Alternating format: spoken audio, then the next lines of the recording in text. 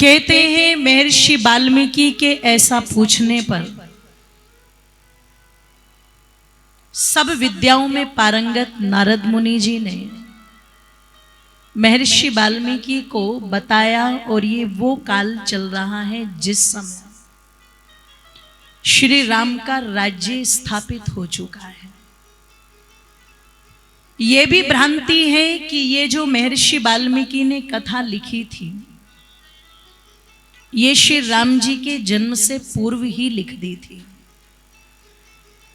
इस भ्रांति का निवारण स्वयं महर्षि वाल्मीकि कर रहे हैं। मैं किसी ऐसे महापुरुष के गुणों को जानना चाहता हूं जिनके अंदर ये सब के सब गुण हों। और यहां पर जिन गुणों की चर्चा नारद मुनि जी करते हैं वो क्या कह रहे? इक्ष्वाकु वंश में उत्पन्न, राम नाम से लोगों में विख्यात, नियत स्वभाव। नियत स्वभाव किसको कहते हैं? एक स्वभाव होता है कि जरा सी प्रसन्नता आ गई तो व्यक्ति तुरंत उछलने लगता है, और वही व्यक्ति अगर जरा सी पीड़ा आ जाए, जरा सा दुख आ जाए तो समाधान की बजाय उसे रबड़ की तरह और खींच के बढ़ाएंगे। तो ये नियत स्वभाव, स्थिर स्वभाव नहीं है। ये क्या है? विचलित, विकृति।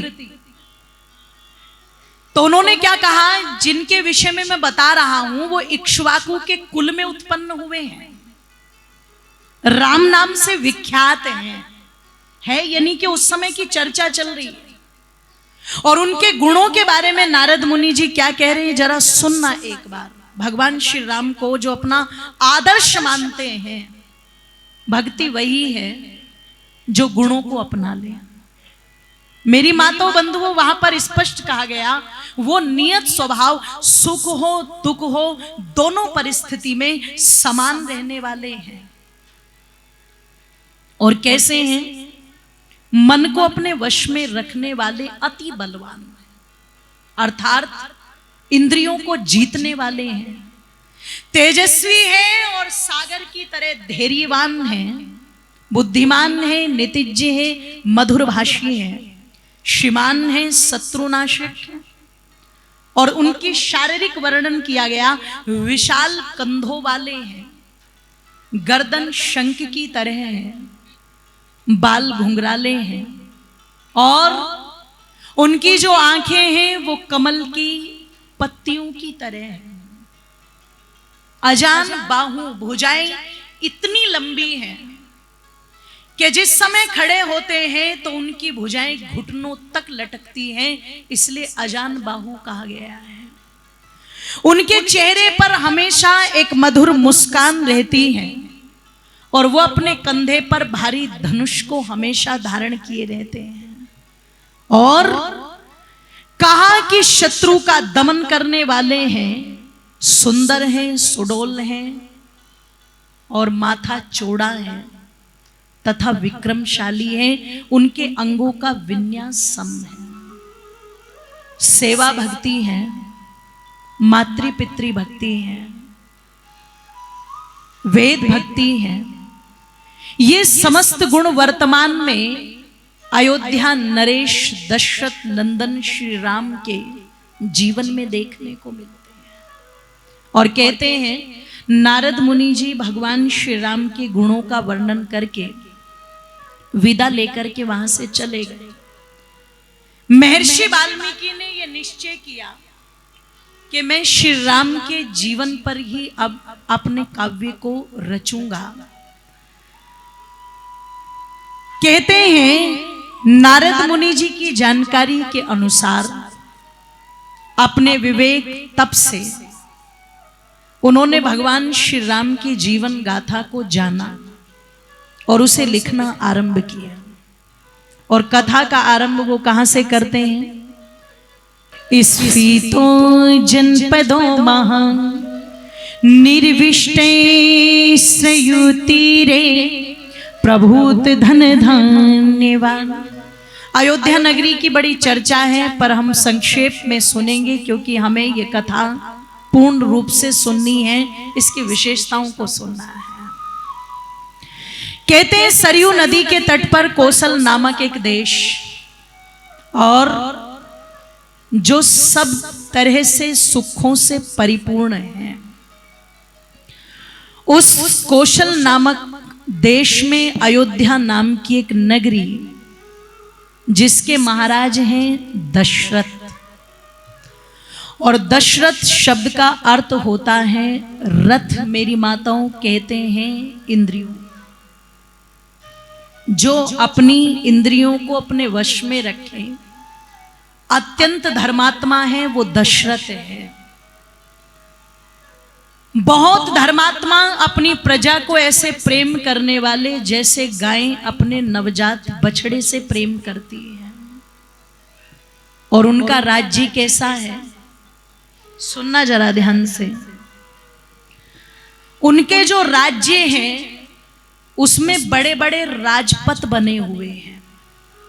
देखो आज भूमिका है, थोड़ा सा जुड़ने की कोशिश करना, और जितना जितना जुड़ते जाओगे एक एक गुत्थी सुलझती जाएगी। जो लोग कहते हैं भारत को टेक्नोलॉजी नहीं आती थी,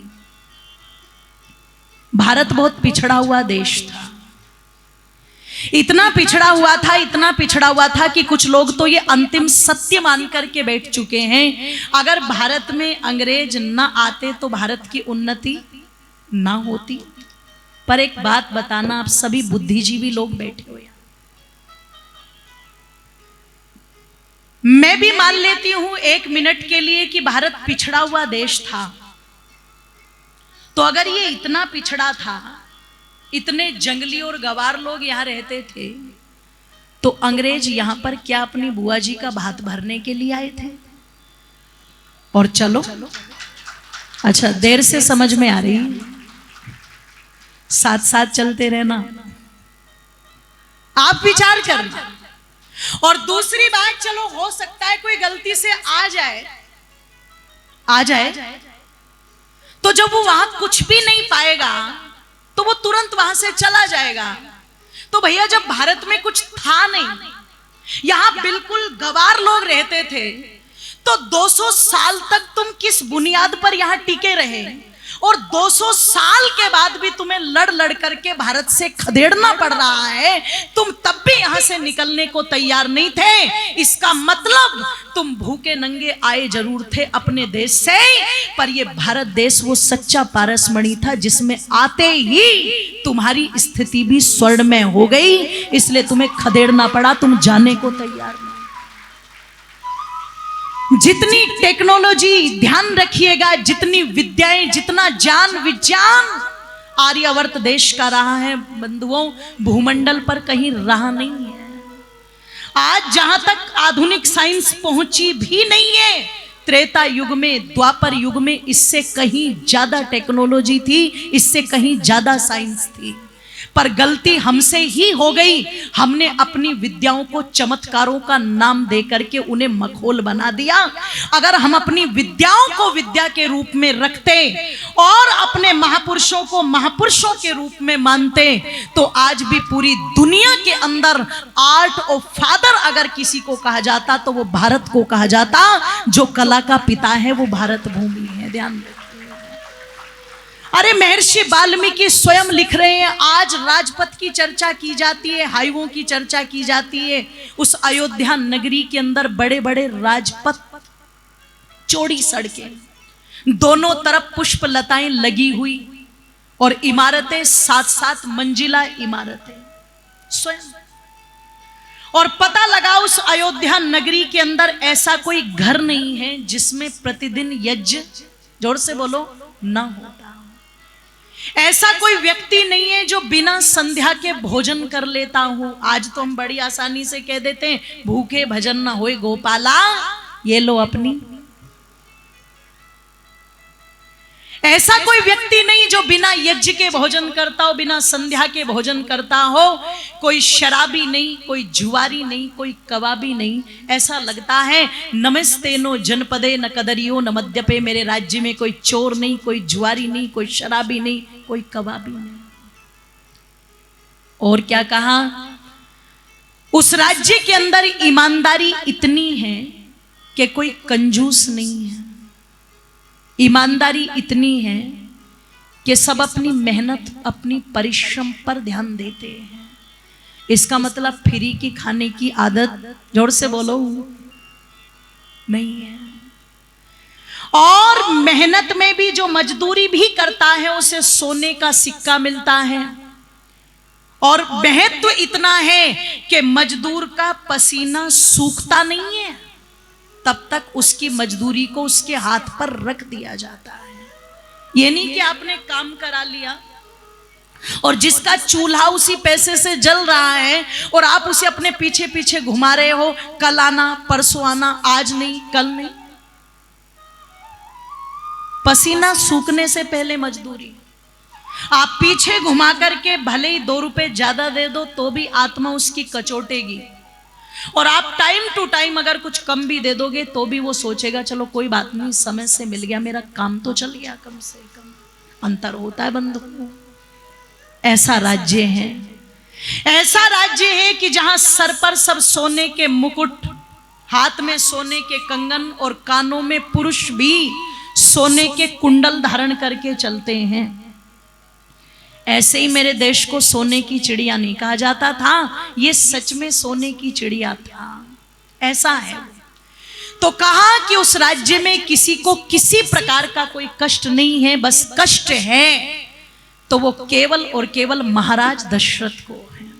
और वो क्या है? वेद के विरुद्ध जाकर के 3 विवाह महाराज दशरथ कर चुके हैं। उनकी सबसे बड़ी जो रानी है, कौशल देश की रहने वाली, जिसको आज छत्तीसगढ़ कहा जाता है, महारानी कौशल्या है। उनकी मंझली रानी है कैकई। कुछ लोगों को भ्रांति है कि कैकई सबसे छोटी थी, है ना, क्योंकि लोग सोचते हैं ना सबसे छोटा सबसे खोटा, ऐसे बोलते हैं, तो उन्हें लगा कि गड़बड़ कहीं छोटी होने के कारण न कर दी। मंझली रानी है कैकई, जो राजा अश्वपति की पुत्री है। कैकई देश की रहने वाली है। और ये परंपरा थी मेरे देश के अंदर कि देश के नाम पर, पिताओं के नाम पर लड़कियों के नाम रखे जाते थे। इसलिए जो लोग कहते हैं कि द्रौपदी पांचाली 5 की पत्नी थी, द्रौपदी को पांचाली इसलिए नहीं कहा जाता कि वो 5 की पत्नी थी, उन्हें इसलिए पांचाली कहा जाता है क्योंकि वो पांचाल देश की रहने वाली थी। ध्यान रखिएगा। तो कैकई जो थी वो कैकई देश की रहने वाली राजा अश्वपति की बेटी और युधाजीत की बहन थी। बड़ी वीरांगना और बड़ी विदुषी। और सबसे जो छोटी रानी थी वो सुमित्रा। 3 विवाह महाराज दशरथ कर चुके हैं, लेकिन एक भी संतान नहीं हुई। एक दिन कहते हैं दुखी होकर के महाराज दशरथ ने अपने कुल पुरोहित महर्षि वशिष्ठ से कहा, मुनिवर, मुझे ऐसा लगता है कि इस संसार से मैं बिना संतान के ही चला जाऊंगा। वेद के विरुद्ध भी गया, 3 विवाह भी किए, लेकिन फिर भी कोई संतान की प्राप्ति न हो पाई। इस कष्ट का कुछ निवारण भी है या नहीं? कहते हैं उस समय कुल पुरोहित महर्षि वशिष्ठ कहते हैं, हे राजन, संसार के अंदर यदि समस्या है तो उसका समाधान भी। अब तक तो मुझे भी लगता था कि विवाह इसका एक उपाय है, लेकिन अब जिस दृष्टि से मैं देख रहा हूं तो मुझे लग रहा है कि तुम्हें इस कष्ट के निवारण हेतु पुत्रेष्ठी यज्ञ कराना चाहिए। क्यों? स्वर्ग कामो यजेत। यदि मनुष्य स्वर्ग तक के सुख को भी चाहता है तो वो यज्ञ करे। हवन कोई छोटी चीज नहीं है, बहुत बड़ी पूजा पद्धति है। होता है सारे विश्व का कल्याण यज्ञ से, और जल्दी प्रसन्न होते हैं, बोलो भगवान। ये तो हमारे ऋषि मुनि सब आरंभिक काल से करते आए हैं। उन्होंने कहा आप यज्ञ कराओ। तो महर्षि वशिष्ठ कहते हैं, ओ राजन कहते हैं, देर किस बात की है, कराइए ना। तो सुनो जरा ध्यान से माताओं। वहां पर महर्षि वशिष्ठ कहते हैं कि राजन, हर एक विषय का ज्ञानी होता है। निश्चित मैं साधारण यज्ञ करा सकता हूं, लेकिन पुत्रेष्ठी यज्ञ वही करा सकता है जो आयुर्वेद का बहुत बड़ा ज्ञाता हो। अब यहां बड़े ध्यान से सुनना, आयुर्वेद की बात क्यों कही?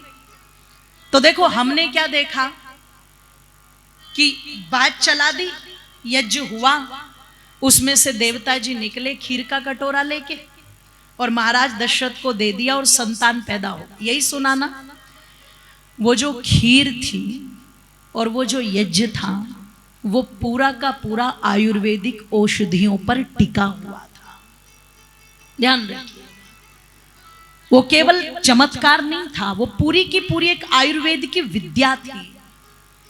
गर्भ का कोई दोष है तो आयुर्वेद में ऐसी बहुत सी औषधियों का वर्णन है जिनको खाकर के वो गर्भ दोष समाप्त हो जाता है। तो महर्षि वशिष्ठ कहते हैं, राजन, इसको तो वही व्यक्ति करा सकता है जो पूरा का पूरा आयुर्वेद की विद्याओं को जानता है।